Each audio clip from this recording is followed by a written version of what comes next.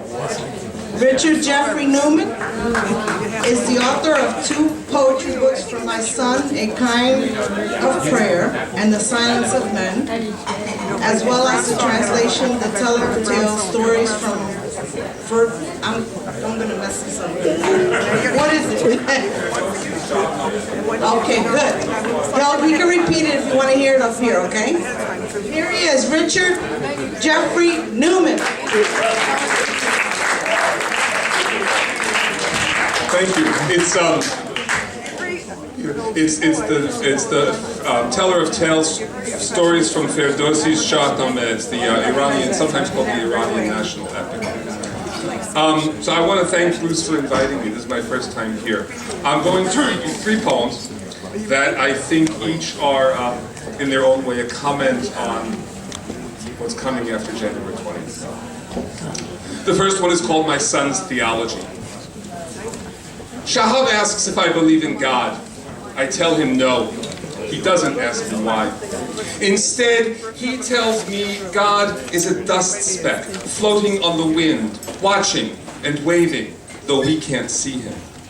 And God created nothing, Shahab says, except himself, but he's not lonely and he's not sad. So we laugh, picturing God lounging poolside at some Hollywood superstar's house.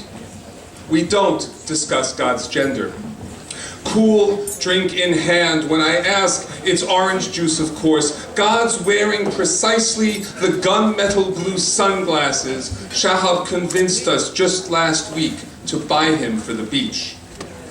He puts them on now. They're lying right next to his bed, leans back against the wall and waves. And if you do notice God is there, he says, sitting up straight, raising his eyebrows and smiling, don't be afraid to say hello or give him a high five. Then my son lifts God's beverage in the generous welcome he imagines divinity is and grins. Just make sure he raises his hand first.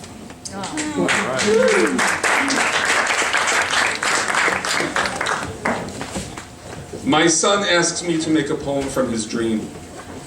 I met a man in old and tattered clothes walking alone along a moonlit road.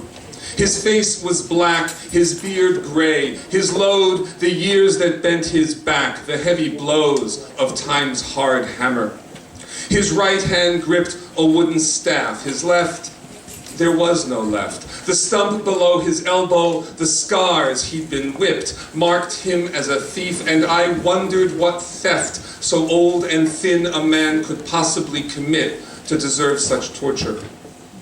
Out of respect, I did not speak, but when he passed, he spit at me and vainly tried to stand erect. The vision ended there. I went to tell my king, repent, or live a living hell.